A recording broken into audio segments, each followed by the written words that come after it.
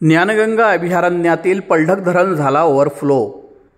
पर्यटकांनी सांडव्यावर इस्टंटबाजी करू नये, वन्यजीव विभागाचे आवाहन। बुलढाणा जिल्ह्यातील ज्ञानगंगा अभयारण्य परिसरात झालेल्या जोरदार पावसामुळे अभयारण्यातील पलढग धरण 100% भरला आहे। आता या धरणाच्या सांडव्यातून पाण्याचा विसर्ग सुरू झाला आहे। हे मनमोहक दृश्य पाहण्यासाठी पलढग धरण परिसरात पर्यटकांची गर्दी वाढली आहे। अभयारण्यात येणाऱ्या पर्यटकांना वन्यजीव विभागाने पलढग धरणात बोटिंगची व्यवस्था केलेली आहे।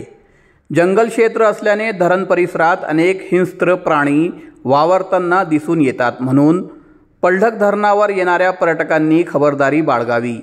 त्याचबरोबर सांडव्यातून वाहत्या पाण्यात कुठलाही जीवघेणा स्टंट करू नये, असे आवाहन वन्यजीव विभागाचे खामगाव आरएफओ दीपेश लोखंडे व बुलढाणा आरएफओ प्रकाश सावळे यांनी आज 11 सप्टेंबर रोजी दुपारी 2 वाजेच्या सुमारास केले आहे।